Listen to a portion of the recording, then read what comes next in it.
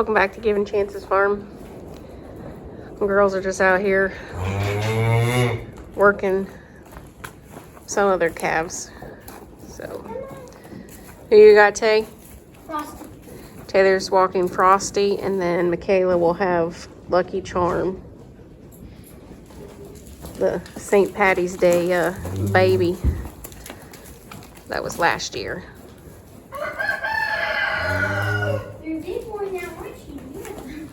So these two are yearlings, and then the other two smaller ones that they have are the fall calves, right? Or yeah, these were last year's spring calves. Yeah. Of 2020. And then Rosie and Navajo are the fall calves of 2020.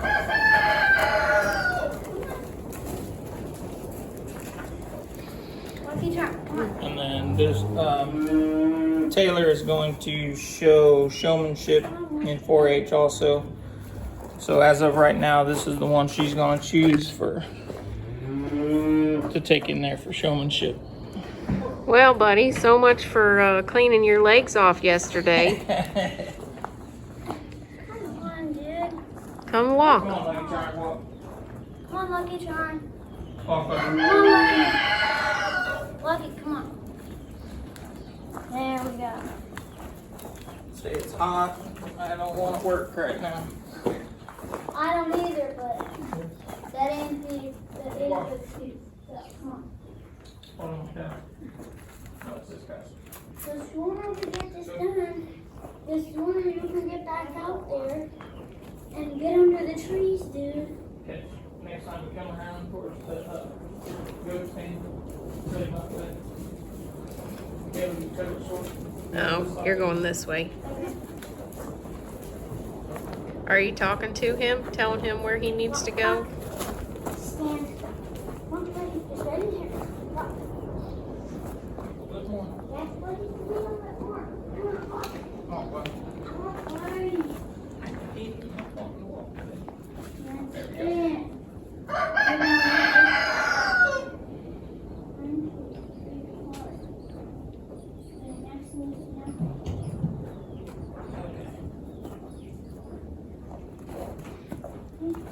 I think the All right, kids. for those of you that are new to our channel, this group of calves are the ones that I did the halter training on, and this is the first group that I've let go as long as I did before I started halter training them. Normally we try to get on it within that first couple of months at the latest. With everything going on last year with the whole COVID deal, a lot of shows were canceling, and we even did just a virtual 4-H last year. We didn't even do the show and go. Our show did, but we chose to do the virtual part of it.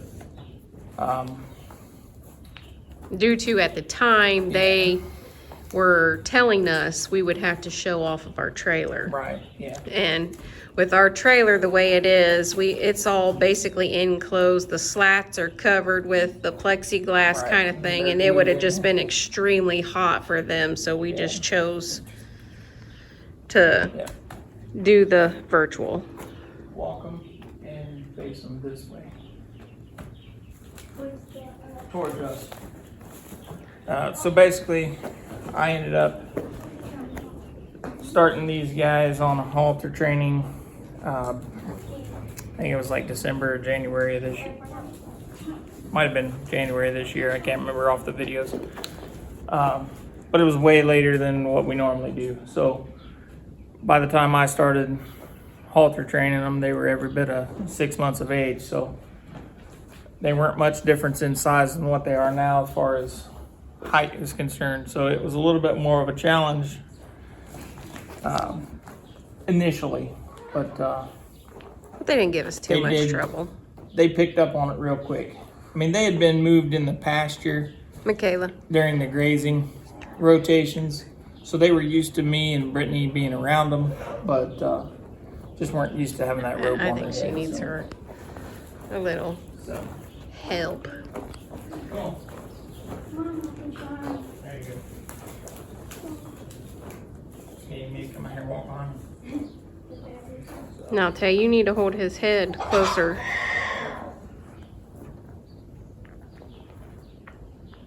Front feet, you just square up this a little bit, Tay. Okay, the same. Done. There you go. That works. Hell yeah. That looks good. Okay, just get his head in line because right now he's turned towards me. He's just standing too close to him. Turn him, face him. So you're looking at his tail the whole time. There you go. You two. Standing still. Let him get comfortable. Nope. He'll go. Let him get comfortable. The foot towards you needs to come forward, Taylor. There you go. That worked. Okay. This one over here. Get up. Well, until we started popping sticks over here. Okay. Set him back up. Basically, we're shooting for the back line to be flat on them. Their head to be straight forward with their spine. If I was going to pick this one apart, which is what you should be doing, there's not a cow out there that's perfect. So what we need to do is we need to pick them apart and see what we would change about them. And we try to do that a little bit by clipping them, but to me, he needs filled in right there. Which So- that could just be a lack of water. Right. It's hot out there right now, and they've been back towards the back, away from the water tank for a little while today. So, part of that is that. Other parts of it is just, I mean, genetics play a little bit into it, but that part of it right there, just by looking at the rest of them out there, he sunk in, I'm guessing, because he didn't hit the water tank before we just brought him in. So, some of them did, some of them didn't, but.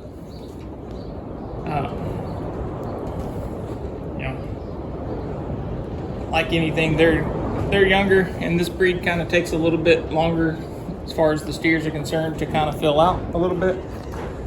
So we'll change that. You can kind of see I have not clipped him, but you can kind of see the shark fin on his tail already, and I haven't done anything with that, but that gives me something to start with.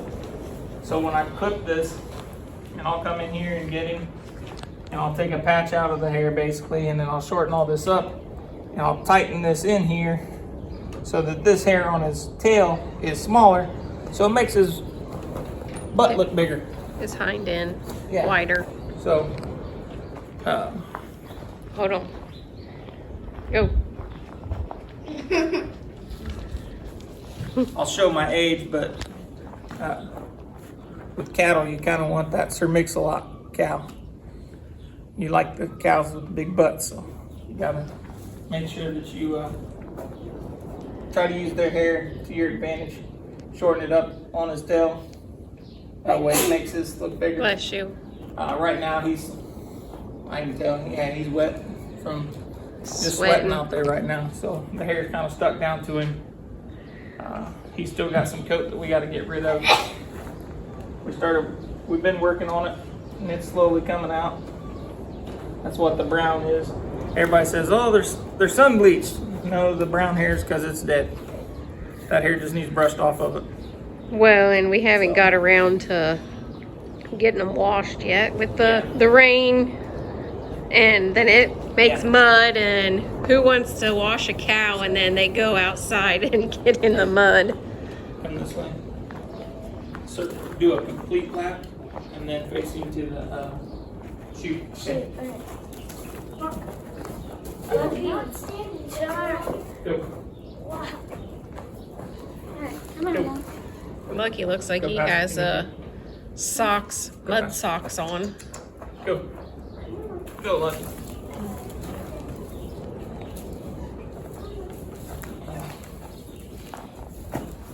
Well, they got that puddle over there underneath the tree, and that's where they've been hanging out because of the shade. Mm-hmm.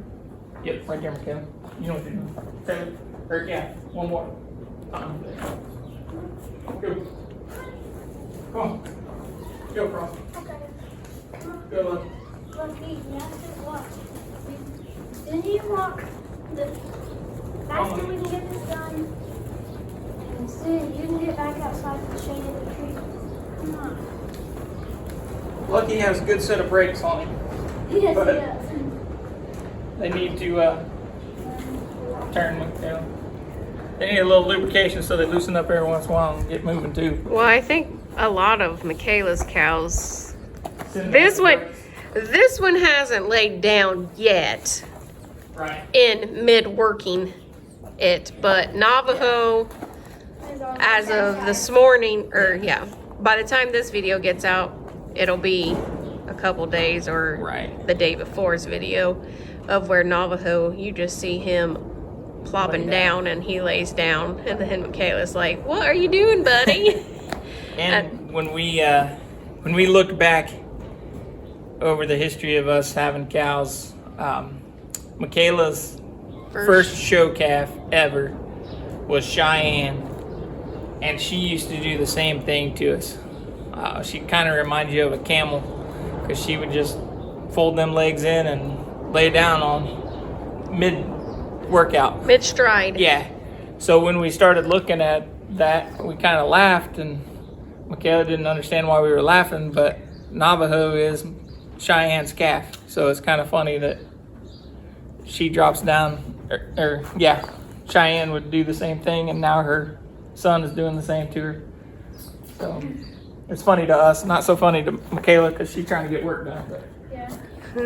It's still kind of funny. Yeah. It's like, why did But, you you do know, this? when it happens, you basically just work with it and give him time to come up to his feet and make sure it's like any animal. Make sure you're out of their way when they go to stand back up. So Hopefully, go ahead hopefully he and doesn't do that. circle him, and you set up close towards the back wall by the track. Okay? Daddy. So one lap Just get him over there and do it. for Daddy. I hope Navajo doesn't do that already. It can't be funny. I hope he doesn't either, but it will I kind of mean, be funny. we've seen one cat do Right. it. Go. Walk. Come on. You're standing in front of him, Michaela. Just tell him to walk. There we go. Keep walking. Keep walking. Keep walking, buddy. One thing about it with him is she'll have ring help in there to keep him moving. So the way he likes to stand there, and he'll stand there all day long, especially when she's got the show stick out and she'll scratch on him.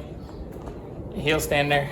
So if he does that in the show ring, he'll have plenty of time for the judge to get through the rest of the cows and come back and say what he's got to say about everything, and he'll still be standing there, hopefully. Well, I'd rather have one that stands than there gets than Yep. dances around and wants to walk all over Right. the place. Now, I mean, getting it to the arena isn't fun with them not wanting to move, but Right. So, Hey. at least if your cow will stand still, that gives the judge the opportunity to look them over right. and let them pick which one they think deserves the different places. Put a burger on me. Well, Hey, he doesn't carry tissue, sorry. So you are his tissue. Yep. That's nice of you, buddy, but It'll wash. It'll be okay. So, all right, everybody, we're gonna cut this workout a little bit short on them. It's hot, and I don't want to get them too worked up. They have a life in the pasture. They're not in here in the stall, so they're not used to really being in the barn too long. I don't bring them in, tie them up all day, head up high, none of that stuff like some people do. Well, and this is the first year that we've actually left them out on the pasture and Yep. brought them in. So we just here over the next week plus, they will be coming in with a fan on them and getting tied up during the daytime, just so that they'll get used to that, because they're going to be tied up. Usually it's 8 a.m. to 8 p.m. at the 4-H fair. So we'll make sure that they're used to that and get them used to their neck rope, because that's a whole different ball game there too, is tying that neck rope up on them. So, but we'll have them ready. Start working on cutting their hair, clipping them, and I'll show you guys that in a video. And then you guys can kind of compare that between what we did for the goats, and we still are going to do it again. And actually, this go around, the girls are going to do the goats before we leave for show. So I'll let you guys see that video because it'll be different than the first one we used. The girls didn't like the clippers that we currently had. They wanted the larger clipper that they learned on. So I went out and bought it. So they'll be able to do what they were taught. So that's what they wanted, so that's what we did. As far as the cows are concerned, we will, I'll clip them just because of the type of blade. It cuts. Anything the tip of that blade touches, it cuts. So I'm not trusting the girls with that yet. We'll let them get a little bit more practice with the goats first. I'm not ever going to. There's a little more artwork to the cows than there is for the goats. So definitely be a lot of sweating and a lot of chalk work because I use a chalk stick on the cows, and basically I draw a pattern on there just the same as the video that I watch with Kirk Steerwalt, and he kind of sections the cow up into different parts and he clips them in a certain order. So I'll go over all that stuff in the video, kind of give you my version of it, and show you what we do. Hope you guys enjoy the videos. Hope you're learning something. If you have comments, leave those down below. And we'll see you guys on the next one. Bye.